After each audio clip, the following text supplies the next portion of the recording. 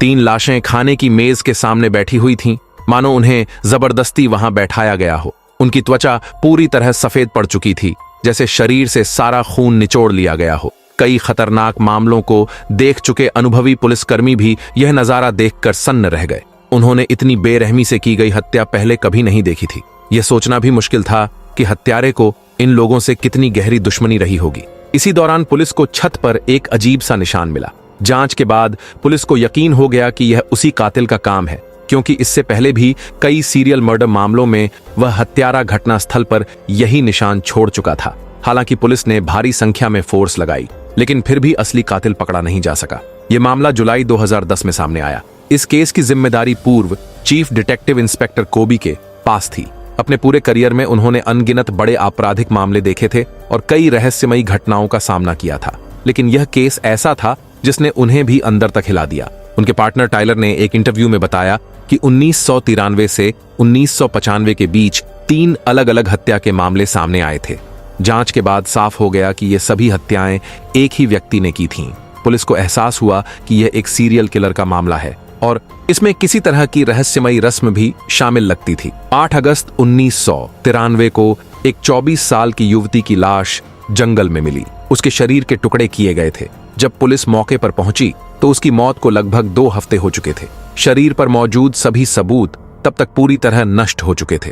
चूंकि वह महिला कोई स्थायी नौकरी नहीं करती थी और समाज के हाशिए पर जी रही थी, इसलिए पुलिस ने इस केस की गहराई से जांच नहीं की। आखिरकार यह मामला बिना किसी नतीजे के बंद हो गया।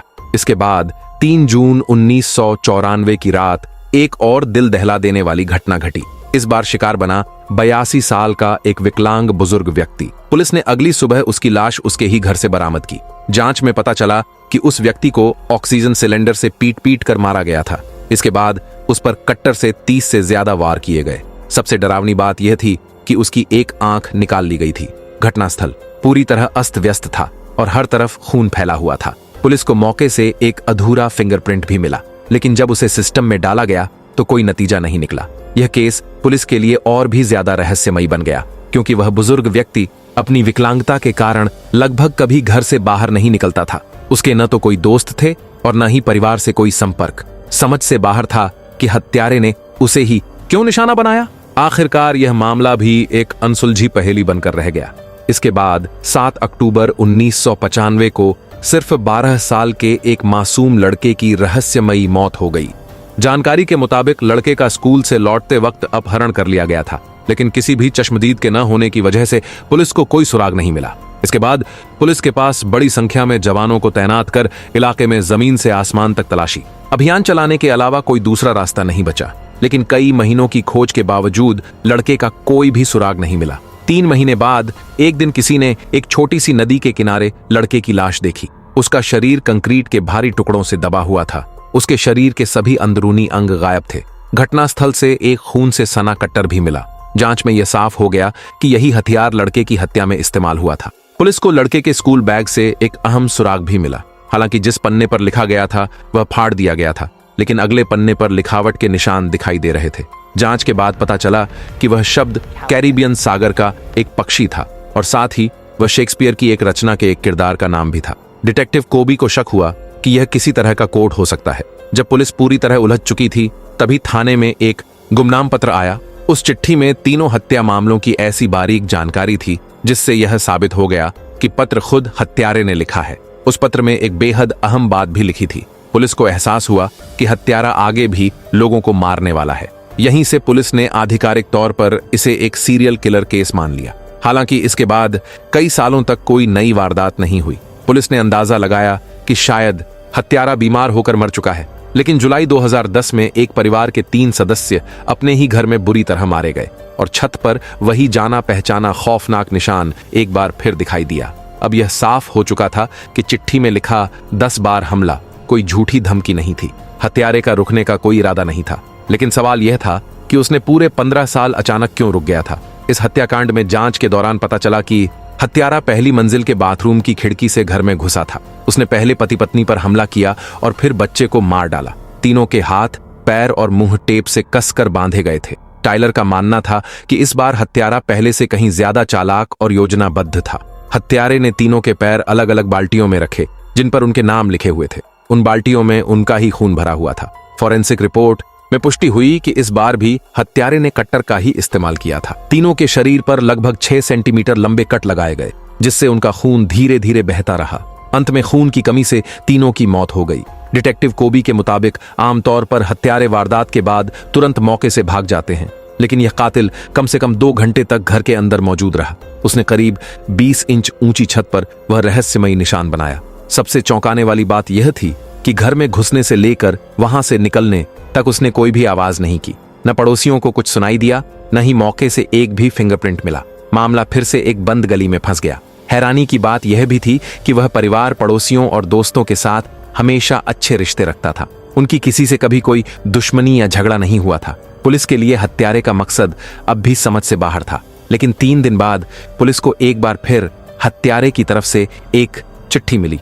इस बार उसका लहजा खुलेआम चुनौती देने वाला था। उसने लिखा था कि लोगों को मारने की प्रक्रिया उसे बेहद मजेदार लगती है। इसी साल नवंबर में एक और भयानक हत्या हुई। रोज सुबह दौड़ लगाने वाली एक महिला की लाश पार्क में मिली, लेकिन मौके पर सिर्फ महिला का सिर ही था। उसके चेहरे पर पानी के कीड़े रेंग रहे थे। जांच के बाद पुलिस को पता चला कि पार्क असल अपराध स्थल नहीं था। महिला की हत्या उसके घर में ही कर दी गई थी। 8 नवंबर की रात हत्यारा कुत्तों के आने जाने वाले छोटे दरवाजे से घर में घुसा। फिर उसने इलेक्ट्रिक शॉक गन से महिला को बेहोश कर दिया। इसके बाद हत्यारे ने एक स्प्रे गन से महिला के बॉयफ्रेंड का पूरा चेहरा जला दिया। किस्मत से बॉयफ्रेंड की जान बच गई। घटना के बाद उसने पुलिस को सारी बात बताई। बॉयफ्रेंड पहले एक प्राइमरी स्कूल टीचर था, लेकिन हमले के बाद उसके दिमाग की नसों को गंभीर नुकसान पहुंचा। चेहरा बुरी तरह बिगड़ जाने की वजह से उसे नौकरी छोड़नी पड़ी और घर में ही रहना पड़ा। उसकी हालत ऐसी थी कि जिंदा रहना मरने से भी ज्यादा मुश्किल हो गया। उधर पुलिस को महिला के सिर के पास एक कांच की बोतल मिली, लेकिन उस पर भी कोई फिंगरप्रिंट नहीं था। जब पुलिस के हाथ कुछ भी नहीं लगा, तभी एक शॉपिंग मॉल में काम करने वाली महिला ने एक अहम जानकारी दी। उसने बताया कि घटना वाले दिन सुबह उसने एक आदमी को सफेद रंग की वैन से कई थैले उतारते देखा था। उस आदमी ने जल्दी जल्दी सारे थैले कूड़ेदान में फेंक दिए। सीसीटीवी फुटेज के जरिए पुलिस ने घुंघराले बालों वाले एक व्यक्ति की पहचान की। उस व्यक्ति पर पहले से ही कई आपराधिक मामले दर्ज थे। हाल ही में एक महिला का पीछा करने की वजह से उसके खिलाफ रिस्ट्रेनिंग ऑर्डर भी जारी हुआ था, इसलिए पुलिस को उस पर गहरा शक हुआ। जल्द ही उसे थाने बुलाकर पूछताछ की गई। कड़ी पूछताछ में उसने एक अहम बात बताई। उसने कहा कि किसी ने उसे उसकी गाड़ी से खींचकर बाहर निकाला, बुरी तरह पीटा और उसकी वैन लेकर भाग गया। लेकिन वह व्यक्ति एक अजीब सा मास्क पहने था, जिसकी वजह से उसका चेहरा देखा ही नहीं जा सका। पुलिस को अब पता था कि असली हत्यारा कोई और है, लेकिन हत्यारा अंधेरे में था और पुलिस खुली किताब, इसलिए केस सुलझाना अब भी बेहद मुश्किल था। कुछ समय बाद पुलिस को हत्यारे की एक और चिट्ठी मिली। इस बार वह और भी ज्यादा बेकाबू था। उसने पुलिस की जांच क्षमता का मजाक उड़ाया। साथ ही यह भी लिखा कि अब भी 6 हत्याएं बाकी हैं। इसके बाद कई महीनों तक सब कुछ शांत रहा। कोई नई वारदात नहीं हुई। टाइलर को लगा कि शायद हत्यारा पहले की तरह कुछ समय के लिए रुक गया है, लेकिन जल्द ही एक और बुरी खबर आई। एक व्यक्ति की लाश एक बंद पड़े स्विमिंग पूल में मिली। लाश पूरी तरह नग्न अवस्था में थी। उसके शरीर पर और पूरे पूल में पानी के कीड़े फैले हुए थे। पोस्टमार्टम में खुलासा हुआ कि व्यक्ति को जिंदा जिंदा पानी के कीड़ों ने नोच नोच कर मार डाला था। मौत 4 दिन पहले हो चुकी थी। घटना स्थल से पुलिस को एक मछली का टैंक भी मिला। उस फिश टैंक के अंदर भारी मात्रा में पानी के कीड़े मौजूद थे। विशेषज्ञों की जांच में पता चला कि इस तरह के पानी के कीड़ों को पहले 3 हफ्ते तक गर्म वातावरण में तैयार करना पड़ता है और उसके बाद करीब 2 हफ्ते में वे पूरी तरह विकसित होते हैं। इसका मतलब साफ था कि हत्यारे ने इस हत्या के लिए 1 महीने से भी ज्यादा समय तक जानबूझकर पानी के कीड़ों को पाला था। इतना ही नहीं, उसने स्विमिंग पूल के गहरे हिस्से के चारों ओर जानबूझकर रुकावटें बना दी थीं, ताकि पीड़ित कितनी भी कोशिश करे बाहर न निकल सके। हत्यारे ने पीड़ित की जीभ भी काट दी थी, ताकि वह चीख पुकार कर मदद न मांग सके। आखिरकार वह व्यक्ति जिंदा जिंदा पानी के कीड़ों द्वारा खून चूसे जाने से मारा गया। पुलिस ने एक अहम बात पर ध्यान दिया। पानी के कीड़ों के काटने के निशान बिल्कुल उसी निशान जैसे थे जो हत्यारा घटनास्थल पर बनाता था। स्पष्ट था कि यह हथियार भी हत्यारे ने बहुत सोच समझकर चुना था। इसके बावजूद हत्यारे का तरीका अब भी पूरी तरह परफेक्ट था। पुलिस के हाथ कोई भी ठोस सबूत नहीं लग पा रहा था। मामला लगातार एक बंद गुत्थी बना हुआ था। कुछ समय बाद जांच के दौरान पुलिस को एक रिहायशी घर के मुख्य दरवाजे के ऊपर एक त्रिकोण का निशान दिखाई दिया। यह निशान बिल्कुल वैसा ही था जैसा हत्यारा अपनी हत्याओं में बनाता था। डिटेक्टिव कोबी ने बताया कि यह निशान कभी भी मीडिया या जनता को नहीं दिखाया गया था। हत्यारे और पुलिस के अलावा कोई और इसके बारे में नहीं जान सकता था। इसका मतलब साफ था, या तो यह घर किसी तरह हत्या से जुड़ा है या फिर हत्यारा यहीं रहता था। पुलिस ने तुरंत अतिरिक्त बल बुलाया और घर की तलाशी ली, लेकिन अंदर कोई भी मौजूद नहीं था। हालांकि घर के भीतर कई अहम सबूत मिले। हर कमरे में पीड़ितों से जुड़ी जानकारियां रखी हुई थीं। जांच में पता चला कि यह मकान काफी समय से किराए पर दिया जा रहा था। पिछले 1 साल से यहाँ एक कम बोलने वाला आदमी रह रहा था। पुलिस को लगा कि आखिरकार उन्हें एक बड़ी कामयाबी मिली है, लेकिन हत्यारा बेहद चालाक और सतर्क था। इतने बड़े घर में एक भी जगह फिंगरप्रिंट नहीं मिला, फिर भी इतना शातिर हत्यारा एक जगह चूक गया। पुलिस ने आंगन में रखी दूरबीन से एक साफ फिंगरप्रिंट निकाल लिया। जब उसकी तुलना की गई तो यह फिंगरप्रिंट पहले मिले अधूरे फिंगरप्रिंट से पूरी तरह मेल खा गया। इसका मतलब था कि अब सच्चाई बहुत करीब थी। फिंगरप्रिंट के आधार पर पुलिस ने एक व्यक्ति की पहचान की। उसका नाम था टास्टिन। मकान मालिक ने तस्वीर देखकर भी टास्टिन को पहचान लिया, लेकिन टास्टिन की जानकारी हैरान करने वाली थी। उसका कोई आपराधिक रिकॉर्ड नहीं था, न ही कोई नौकरी का इतिहास। उसके नाम पर कोई बैंक खाता तक नहीं था। यहां तक कि उसके परिवार से जुड़ी कोई जानकारी भी मौजूद नहीं थी। हालांकि अब उसकी पहचान मिल चुकी थी। पुलिस को पता था कि अगली हत्या से पहले उसे हर हाल में पकड़ना होगा। इसी वजह से टीवी और मीडिया पर टास्टिन की तस्वीर जारी की गई, ताकि इंटरनेट के जरिए उस पर दबाव बनाया जा सके। बहुत जल्द टास्टिन के हत्याकांड हर जगह चर्चा का विषय बन गए। ये खबर खुद टास्टिन तक भी पहुंच गई। कुछ ही समय बाद पुलिस को टास्टिन की तरफ से एक और चिट्ठी मिली। उसने लिखा कि वह अब भी 5 और लोगों की जान लेने वाला है। साथ ही उसने चेतावनी दी कि आगे वह अपनी पहचान बदलने वाला है। डिटेक्टिव कोबी का कहना था कि टास्टिन पूरी तरह इस बीमार मानसिक खेल में डूब चुका था। जैसा अंदेशा था, 1 महीने बाद फिर से एक हत्या हुई। इस बार शिकार बनी सिर्फ 16 साल की हाई स्कूल छात्रा शाओ मेई। वह घर में अकेली थी और लाइव स्ट्रीम कर रही थी। तभी उसे लिविंग रूम से कदमों की आहट सुनाई दी। वह उठकर बाहर देखने ही वाली थी कि टास्टिन ने उस पर 2 गोलियां चला दी।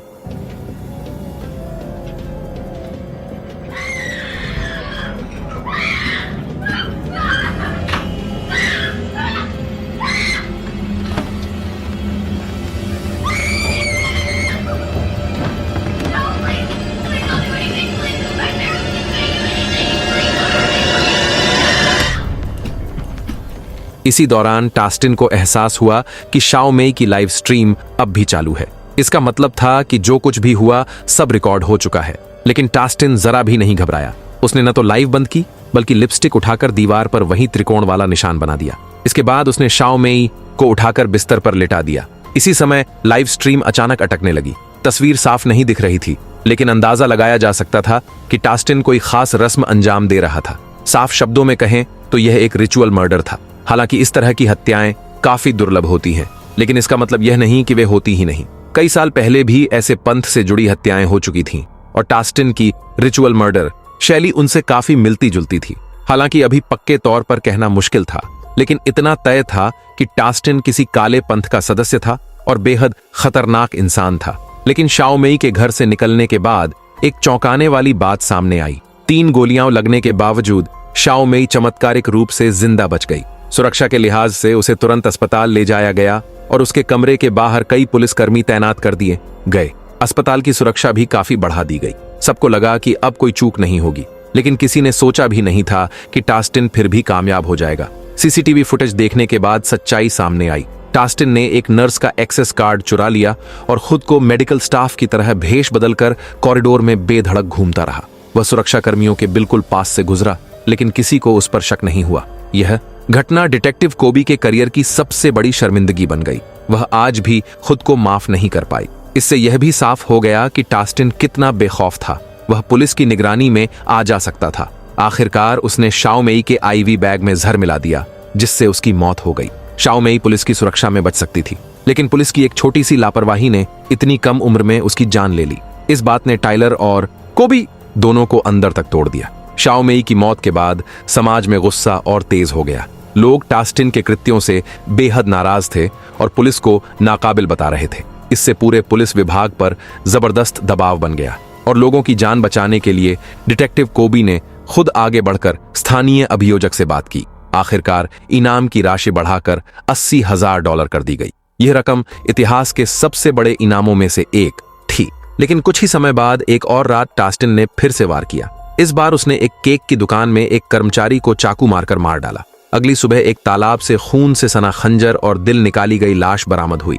टास्टिन ने दीवार पर एक बार फिर अपना वही पहचाना हुआ निशान छोड़ दिया था। इसके तुरंत बाद एक और भयानक वारदात हुई। इस बार यह दिन दहाड़े सबके सामने हुई। एक आदमी के दोनों हाथ ऊपर की ओर लटका दिए गए थे।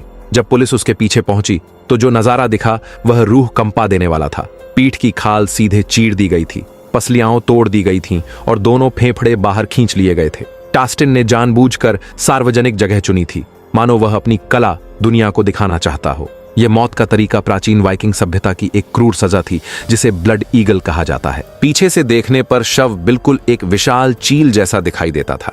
जब दमक्कल कर्मियों ने लाश को नीचे उतारा तो वहां एक सीडी भी मिली। उस डिस्क में पूरा वीडियो था जिसमें टास्टिन उस आदमी को यातना देते हुए दिख रहा था। यह साफ तौर पर पुलिस के लिए खुली चुनौती थी। इसके बाद डिटेक्टिव कोबी ने फैसला किया कि टास्टिन के किराए के घर की पूरी ताकत से तलाशी ली जाएगी, लेकिन दिन रात की कड़ी मेहनत के बावजूद कुछ भी हाथ नहीं लगा। थक चुकी कोबी पीछे के आंगन में गई ताकि थोड़ी ताजी हवा लेकर दिमाग साफ कर सके। तभी उसकी नजर उस दूरबीन पर पड़ी। उसे जिज्ञासा हुई कि टास्टिन इस दूरबीन से आखिर किस दिशा में देखता था। इसी वजह से खगोल शास्त्री हेपी को मदद के लिए बुलाया गया। हेपी की जांच में एक अहम बात सामने आई। दूरबीन सीधे ऑफ्यूकस नक्षत्र की ओर तनी हुई थी। यह नक्षत्र ज्यादातर लोगों के लिए अनजान था। इसे 13वां नक्षत्र कहा जाता है। ऑफ्यूक्स एक ऐसे व्यक्ति का प्रतीक है जो एक विशाल सांप से लड़ रहा है। खगोल गणनाओं के अनुसार 13 मई 2011 को एक दुर्लभ ग्रहीय संयोग होने वाला था। उस दिन बुध, बृहस्पति और शनि ऑफ्यूक्स के पास त्रिकोण के आकार में दिखाई देने वाले थे, बिल्कुल टास्टिन के निशान जैसे। कोबी को यकीन नहीं था कि यह महज संयोग है या नहीं, लेकिन इतना तय था कि 13 मई टास्टिन के लिए एक बेहद खास दिन था। इधर टाइलर अब भी टास्टिन के घर में जांच कर रहा था। तभी उसे दीवार के अंदर एक सेफ मिला। दमकल कर्मियों ने सेफ तोड़ा तो अंदर सिर्फ टास्टिन का एक एक्सपायर हो चुका पासपोर्ट मिला। पासपोर्ट के साथ एक चाबी लगी थी। चाबी के टैग पर बने निशान के आधार पर पुलिस टास्टिन के असल ठिकाने तक पहुंची। वहां मौजूद सुरक्षात्मक प्रतीकों को देखकर आखिरकार पुलिस को समझ आया कि अब तक उसके फिंगरप्रिंट क्यों नहीं मिल रहे थे। दीवार पर एक विशाल अंतरिक्ष पेंटिंग भी थी जिससे साफ था कि टास्टिन ब्रह्मांड को लेकर अत्यधिक जुनूनी था। वहां जादू टोने पर लिखी किताबें भी मिली। फर्श पर त्रिकोण का चिन्ह बना था और उसके बीच एक कांच की बोतल रखी थी। उस बोतल में मानव शरीर के अलग अलग हिस्से संभाल कर रखे गए थे जो साफ तौर पर हर पीड़ित से लिए गए थे। लेकिन इससे भी ज्यादा हैरान करने वाली बात यह थी कि उस कमरे में अनगिनत फाइलें भी मौजूद थीं। फाइलें पलटने पर पता चलता है कि टास्टिन ने पीड़ितों की बहुत बड़ी जानकारी इकट्ठा कर रखी थी। हर व्यक्ति की पूरी प्रोफाइल मौजूद थी, सिर्फ अपराध रिकॉर्ड ही नहीं बल्कि मेडिकल रिकॉर्ड भी।